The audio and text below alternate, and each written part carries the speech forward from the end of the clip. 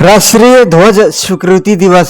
भारताच्या राष्ट्रध्वजाची रचना स्वातंत्र्य सैनिक पिंगली वेंकय्या यांनी केली होती. संविधान सभेमध्ये राष्ट्रध्वजाचा ठराव भारताचे पहिले पंतप्रधान पंडित जवाहरलाल नेहरू यांनी 22 जुलै 1947 रोजी मांडला होता व त्याच दिवशी राष्ट्रध्वज म्हणून तिरंगा स्वीकारला. राष्ट्रध्वजाचा आकार आयताकृती असून ध्वजात समान रुंदीचे 3 आडवे पट्टे आहेत. केसरी रंग शौर्य आणि त्यागाचे प्रतीक आहे. पांढरा रंग शांतता आणि सत्याचे प्रतीक आहे. हिरवा रंग समृद्धी आणि विश्वासाचे प्रतीक आहे. तिरंग्याच्या मध्यभागी अशोक चक्र आहे. हे चक्र उत्तर प्रदेशातील सारनाथ येथील अशोक स्तंभावरून घेण्यात आले आहे.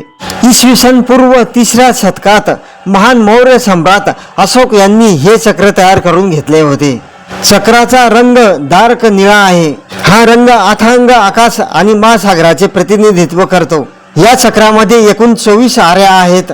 अशोक चक्रातील 24 आऱ्या मानवी जीवनाचे 24 गुण आणि दिवसाचे 24 तास दर्शवतात. देशाने 24 तास म्हणजेच सातत्याने प्रगती करत राहावे.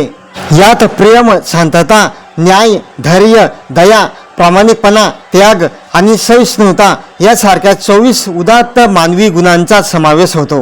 या चक्राला धर्मचक्र किंवा कायद्याचे चक्र देखील म्हटले जाते. 22 जुलै रोजी राष्ट्रीय आंबा दिवस साजरा केला जातो.